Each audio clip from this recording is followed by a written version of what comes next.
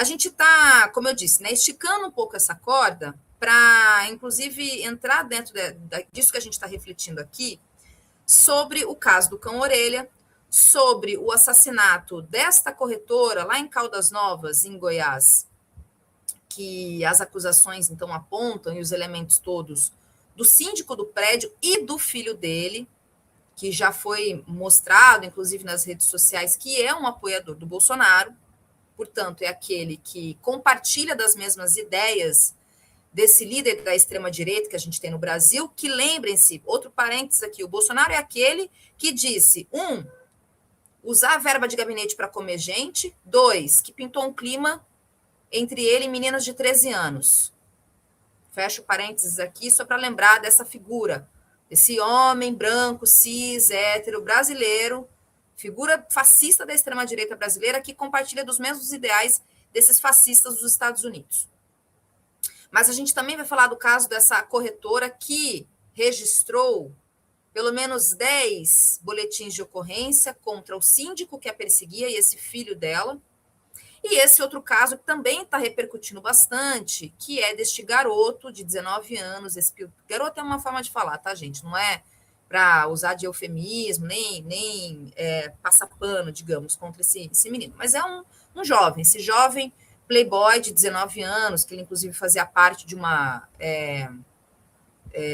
corrida de piloto, eu não sei como é que chama, liga, não é liga, né? Eu não sei, porque eu não sei, não entendo nada dessa coisa automobilística aí. Mas ele fazia parte de uma liga de corrida, ele foi desligado, inclusive, mas é um playboyzinho do Distrito Federal que agride covardemente adolescentes, e tem um vídeo desse jovem de 19 anos agredindo e sendo extremamente ofensivo contra um trabalhador de quase 50 anos, quer dizer, uma pessoa muito mais velha que ele. E ele também tem uma outra acusação que pesa contra ele, que é de ter embebedado, ter obrigado uma adolescente a ingerir bebida alcoólica. Quer dizer, é um outro garoto.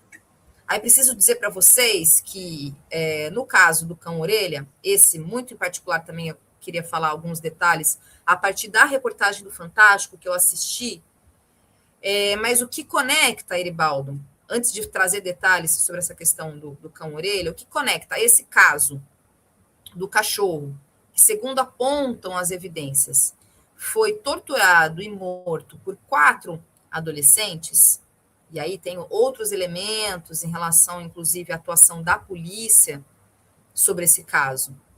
Mas, relacionando com o assassinato dessa corretora, que também é outro caso que repercutiu, porque ela estava desaparecida desde o dia 17 de dezembro, e que estava, assim, em geral, estavam todos muito desconfiados, né, sobre a forma como ela desapareceu, o que poderia ter acontecido com ela, e que o corpo dela foi encontrado, e o síndico e o filho dele, então, acusados de serem os responsáveis pelo assassinato dela, e o caso desse garoto de 19 anos, com esse histórico agressivo, né, como eu acabei de mencionar. O que conecta esses 3 casos, que são casos completamente diferentes, de lugares diferentes do Brasil, quer dizer, cada um com as suas particularidades, mas é justamente a relação entre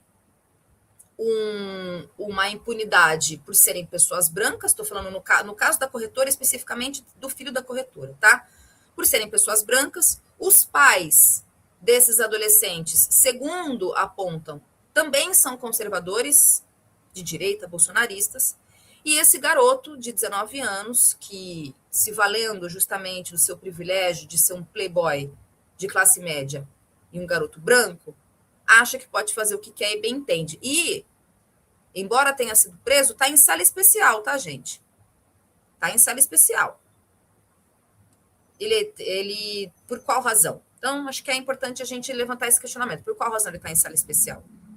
Alguma justificativa deve ter. Mas, enfim, o que conecta, Eribaldo, esses 3 casos é justamente a lógica de uma mentalidade de uma gente, mesmo muito jovem, né, no caso dos adolescentes do cão-orelha e mesmo desse garoto agressor lá do Distrito Federal, de poderem fazer simplesmente o que querem e bem entende, inclusive crimes. crimes covardes. Contra a mulher, contra cachorro, contra adolescente, contra trabalhador. Então, quer dizer, é isso, a gente está esticando um pouco a corda e a gente fica aqui se perguntando qual exatamente é a relação, né, de um caso com o outro. Numa primeira avaliação que a gente pode fazer aqui, se dá justamente dentro dessa reflexão que a gente está fazendo. É o tipo de perfil de pessoas que se colocam acima da lei, que acham que podem fazer o que querem e bem entendem. Eu acho que é isso, Thalita. Acho que esses casos, assim, todos esses, né? Claro, né, que são casos de crimes diferentes, estratos sociais diferentes e assim por diante. Mas eu acho que em todos eles há uma coisa em comum, que é a explicitação de um regime de visibilidade da violência, que é uma coisa é a violência, tipo, sei lá, vou lá e dou um socão na cara de alguém. Isso é violento, né? Todo mundo entende que um socão na cara de alguém é violência. Mas existe algo além da mera violência, né? Da mera figura da violência, que é como as pessoas percebem uma violência. E qual é o sentido que as pessoas dão para aquela violência, que é o regime de visibilidade da violência. Então, por que, por exemplo, vamos fazer só um exercício aqui de imaginação. Imagine que os arquivos do caso Epstein revelem que o Xi Jinping estava envolvido em tráfico sexual. Será que a revolta do mundo ocidental seria a mesma que a gente está vendo? Eu acho que não. Eu acho que no instante ia aparecer gente dizendo que isso aí é o comunismo, tá vendo? O comunismo é uma república autoritária, totalitária, onde os líderes vivem muito bem, o povo está passando fome e são pervertidos sexuais e todo esse tipo de coisa. Não seria a mesma coisa. Vamos dizer que meninos do Complexo da Maré espancam um cachorro comunitário na praia.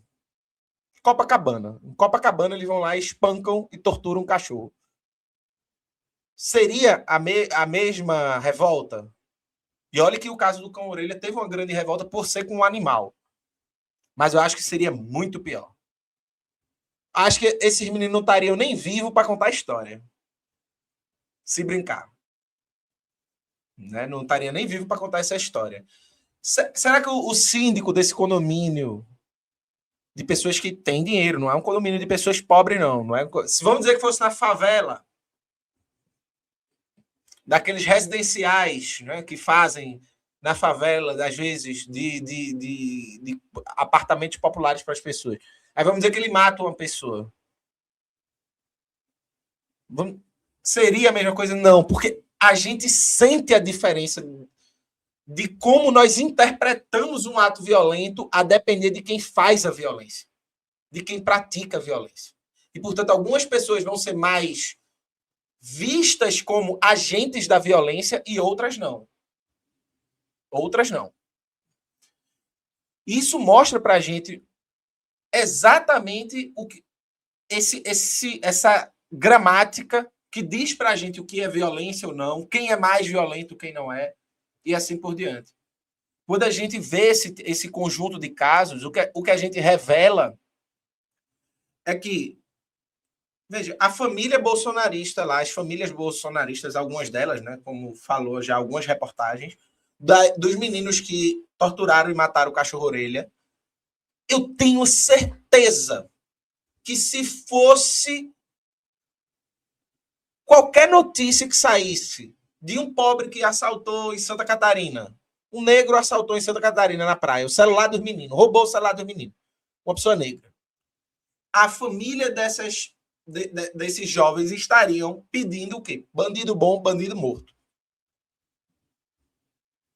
Certamente. Assim como certamente fazem todo o discurso punitivista e de militarização da sociedade. Mas sabem muito bem que a eles é imputado um lugar social no Brasil por conta da racialização, por conta de questões de classe, que a eles é diferente. Porque a família vê que aquelas crianças, aqueles adolescentes, na verdade, são humanos. Então não pode ser assim. A eles cabe a dúvida. Cabe a presunção de inocência. Cabe o direito de defesa e, mais importante do que tudo, cabe a possibilidade de se recuperar, de se ressocializar, de se arrepender. Ao pobre, ao preto, não há arrependimento. Não há ressocialização. Não há o errar é humano. Há a lógica da eliminação pelo aprisionamento em massa ou pela mortalidade em massa da população negra. Então, a gente produz uma sociedade que é desigual desde a produção e a distribuição de riquezas, e essa desigualdade vai se moldando a toda a sociedade em todos os atos da nossa existência, inclusive na possibilidade ou não de cometer um crime, de cometer um deslize. Veja, pobre não desliza. Minha irmã tem um irmão de criação que foi preso. Veja, foi batalha da família, assim, que para poder ele ter direito de se ressocializar, etc. Esse tipo de coisa. Mas, assim, batalha, porque ele é um cara negro, pobre. Assim, batalha, porque a família comprou a briga. Assim, comprou, abraçou, acolheu ele. Mas quantos não tem a família para acolher? Não tem gente que vai comprar. Não tem uma família que diz assim, não, vai para a Disney aqui, ó. Tira uns dias de descanso, a gente contrata um advogado e vê o que é que faz. A eles é válido. E possivelmente, como eu já vi gente falando isso em comentários na internet, que foi só um cachorro, pô. É só menino fazendo coisa que é isso, né? Se é um preto de 16 anos, é velho demais para não ser punido. Se é um riquinho, um playboy de 16 anos, é novo demais para se responsabilizar. Então a gente cria um dualismo normativo que produz castas sociais que têm acesso e direito ao crime. Então, isso, o pobre tem que ser chicoteado, preso, morto para não cometer nenhum crime. Se o pobre tem acesso ao Bolsa Família, a primeira desconfiança que tem, inclusive foi a justificativa usada para cortar para restringir o BPC, é que o pobre está burlando o sistema. Então, o pobre está lá roubando R$300 do governo. E a galera que não paga imposto? Evasão fiscal, não pagar imposto de renda, um monte de empresa devendo imposto, a própria Globo, né? Enfim, devendo imposto. E aí? Mas qual é a revolta? A revolta é com os R$500 do Bolsa Família. É um salário mínimo do BPC. É um celular furtado. Depende de quem faz.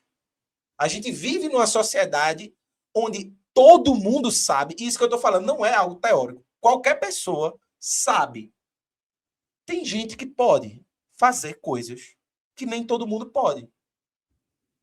E todo mundo sabe disso. Inclusive, alguém colocou o ditado aqui, né? Que é um ditado muito dito aqui em Pernambuco, né? Porque essa lógica do autoritária aqui é muito forte, né? Que manda quem pode, obedece quem tem juízo. E é diferente mesmo, lide com isso. Então, esses casos mostram exatamente esses momentos em que o capitalismo desvela a sua máscara de justiça. A justiça no capital é essa. Ela é para uns de um jeito, para outros de outros. E isso é a justiça no capitalismo.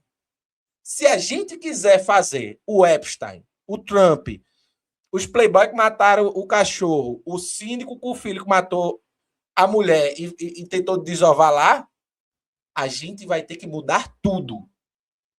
A gente vai ter que tornar essas pessoas passíveis de punição e de horror tal qual a gente tornou o menininho que furta um celular por desespero.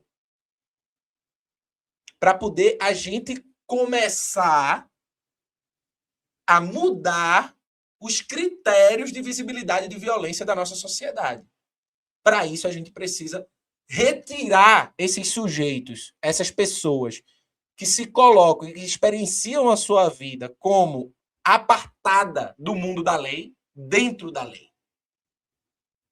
Uma lei que seja diferente dessa lei do capital.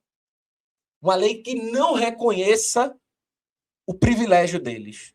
Uma lei que não reconheça o poder econômico deles, porque vai ser derrubado. E é só assim que a gente vai começar a pensar em algo que a gente possa chamar com dignidade de justiça.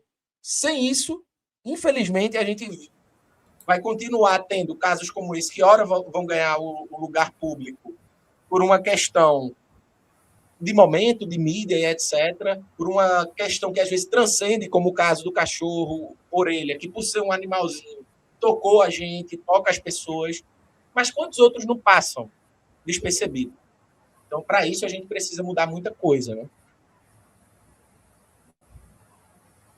Muito bom. E eu só, como eu disse para vocês, né, a gente vai falar com o nosso segundo convidado no caso do cão orelha, e eu tô vendo desde ontem, como eu disse para vocês, eu assisti a reportagem do Fantástico, falando a respeito do caso, a gente viu que esse caso do cachorro repercutiu muito, né, gerando inclusive manifestações em várias cidades no Brasil. Teve ontem na Avenida Paulista, em São Paulo. E aí, já, não só a partir da reportagem, mas eu já também tenho acompanhado muita gente nas redes dizendo que este é um caso que precisa ser federalizado. E aí, como o Eribaldo disse, na verdade, que tem gente que diz, nossa, mas precisa de tudo isso, né? É só um cachorro. E eu acho que não é só sobre ser um cachorro, ainda que seja grave, gravíssimo, mas é o que revela em relação à proteção de garotos de classe média, brancos, esses jovens que podem simplesmente fazer o que quiserem. Então, na reportagem do Fantástico, tem alguns elementos assim que dá para a gente, inclusive, conversar, discutir, depois a gente pode tratar com mais detalhes com o nosso convidado, né, o vereador de Florianópolis, o Leonel Camazão, como eu disse para vocês, que está acompanhando lá mais de perto, inclusive, e que pode trazer mais informações a respeito sobre essas questões. O Leonel Camazão, inclusive eu acompanho ele nas redes, ele até, algo que a gente vai tratar com ele até está levantando aqui uma questão sobre como muita gente oportunista está usando esse caso para se promover, inclusive dentro da polícia. E aí, tem a fala do pai de um dos garotos, que ele diz exatamente o seguinte: se eu e minha esposa não criamos o meu filho para fazer o que aconteceu com o cachorro, e que se ele realmente fez o que fez, que ele seja responsabilizado, mas desde que seja provado que ele tem relação com a responsabilidade sobre esse crime. Mas a primeira pergunta que eu faço é, mas esse pai perguntou para o filho dele? Que a primeira, vejam, estou aqui trabalhando dentro do campo da especulação, né? Então, acusam o seu filho de ser um dos responsáveis por matar o cachorro lá. A primeira coisa que você vai fazer é pergunta para o filho. Tá, o filho pode mentir, né? Falar, não, eu não tenho nada a ver com isso e tal. Mas a primeira coisa que você vai fazer é perguntar para o seu filho e acreditar nas palavras do seu filho. Então, nessa entrevista, esse pai vai fazer o quê? Vai falar o quê? Olha, o meu filho nega. Ele nega. Mas ele não falou isso. Ele nega que fez parte desse grupo de jovens que matou o cachorro. Ele não fala isso.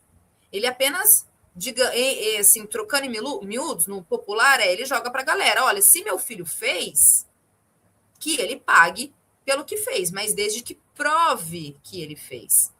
E aí isso vai para um outro elemento que também está dentro da reportagem. Eu tenho visto muitas críticas em relação a essa reportagem do Fantástico, porque, de alguma forma, a partir, inclusive, dos depoimentos, das entrevistas da representante do Ministério Público, cujo caso foi para o Ministério Público em razão de ameaças que foram feitas contra um vigia, um porteiro de um dos condomínios. Esse porteiro, segundo a reportagem, ele tira fotos de garotos e de que garotos estavam ali naquele momento fazendo baderna, né? Enfim, estavam ali depredando coisas, fazendo barulho, etc. E ele tira fotos desses garotos e manda num grupo do condomínio e diz que esses garotos, que eles estavam perturbando tudo, enfim, e que tinha essa relação com o fato de terem dado pauladas em cachorros. Mas também na reportagem, o que se revela, segundo os depoimentos, as entrevistas, é que não se tem prova nenhuma, porque não se tem imagem nenhuma, não tem nenhum registro desses meninos fazendo alguma coisa contra o cachorro. Quer dizer, então eles já há uma proteção nesse sentido, né? O que os coloca nesse lugar de que não tem como acusá-los especificamente, porque não tem prova, né? Sobre aquilo que acusam esses garotos todos. Mas esse vigia, esse porteiro, ele recebeu a visita dos pais e de acho que um tio, um familiar de um desses garotos, de dois desses garotos. Um desses adultos, eu não sei se o pai, se o tio especificamente, foi armado para ameaçar esse trabalhador, esse porteiro, esse vigia, para ameaçá-lo. E aí, minha gente, sob ameaça, uma pessoa, inclusive, segundo os relatos, que está armada, a pessoa vai fazer o quê? Ninguém é o Superman, né? Você ali é um trabalhador. Aí você está fazendo uma denúncia, está falando, ó, esses moleques aqui estão fazendo isso, isso e isso. Eu vi dando paulada nos cachorros. Eu vi fazendo, enfim, depredando, fazendo arruaça, etc. Mas eu não. Aí o porteiro diz, mas eu não vi nada em relação a esse cachorro específico, que é o caso do cão-orelha e tal. Porque também, de novo, eu estou aqui dentro do campo da especulação, falando, mas de acordo com os relatos dessa reportagem do Fantástico. Aí, Eribaldo, sob ameaça, sob coação e de pessoas ali, você é um trabalhador, aí você recebe, você é ameaçado, uma pessoa, inclusive, que está armada, o que você vai fazer? Você vai voltar para trás, você vai falar, óbvio, evidentemente, aí é a sua vida, né? Que, como eu disse, ninguém é o Superman. Então, quer dizer, esse caso do cão-orelha, ele traz muitos elementos, assim. Tem, por exemplo, tem muita gente que está defendendo os garotos e que está falando, não, porque o cachorro pode não ter sido assassinado, mas aí o veterinário que atendeu o cachorro, ele descarta acidente, que, sei lá, o cachorro, sei lá, foi atropelado, por exemplo. Aconteceu alguma coisa com o cachorro, ele morreu, não necessariamente por ter sido torturado e morto. Mas o veterinário, ele descarta, ele diz, não, tem agressão. Segundo o veterinário que atendeu o cachorro, que foi levado, enfim, né, num estado realmente lamentável. Então, assim, o que pareceu, e o que eu tenho visto as pessoas comentarem nas redes, é justamente no popular, uma passação de pano. Por isso que tem gente defendendo a federalização do caso. Então, gente, é isso. Vamos tratar melhor com o vereador de Florianópolis, o Leonel, que vai estar aqui com a gente, para ele poder falar, né, trazer mais elementos para a gente. Mas acho que revela justamente isso. A rede de proteção, inclusive, o que se especula no judiciário, que paira sobre os filhos dessa classe média. Né? Porque lembre, a Praia Brava é uma praia que está ali, que tem uma série de condomínios, né, lá em Florianópolis. Então, assim, há um recorte ali, né, de que lugar especificamente a gente está falando. Como o exemplo aqui que a gente trouxe para comparação, que o Eribaldo trouxe, não são meninos da comunidade que estão na praia, sei lá, de Copacabana, que seja, na qualquer praia, de qualquer lugar, qualquer litoral, mas que, né, praias populares e que garotos pobres podem circular. A gente está falando especificamente de um recorte, de um determinado lugar, de garotos, segundo as acusações, meninos brancos de classe média que estão sendo protegidos, e aqui, vejam, por uma questão legal, e aqui eu concordo, que também tem gente que avacalha, né? Não tem que expor o rosto dos meninos, são adolescentes. Aí é uma proteção do ECA. Não tem que expor a cara dos garotos. Inclusive, veículos de comunicação sérios sabem que podem imputar contra eles processo. Porque é contra a lei você expor o perfil de adolescentes, ainda que o crime seja o mais covarde e horrível possível. Mas o fato é que há uma rede de proteção, né? Assim, muito em geral, que é o que se acusa, o que se diz especificamente sobre esse caso. Que é a mesma coisa, enfim, guardadas as devidas proporções e de caso, sobre esse jovem lá no Distrito Federal, como eu disse para vocês, deste agressor, é o chamado Pedro Turra. É um garoto de 19 anos, em que ele é flagrado agredindo um adolescente de 16 anos, ele causou traumatismo craniano no garoto. Esse garoto de 16 anos, ele está em coma. E ele foi preso, né, o Pedro, na sexta-feira. E aí, segundo os advogados do garoto, que essa gente tem equipe de advogados, né? Esses garotos ricos aí, eles têm equipe de advogados. Eles, justamente em razão das ameaças que ele está sofrendo, né, para reservar a sua integridade física, a justiça determinou que ele fique numa cela privativa. E que então agora ele está nesse lugar. Ele foi preso até uns dias antes, mas ele foi solto porque ele pagou uma fiança de R$24 mil.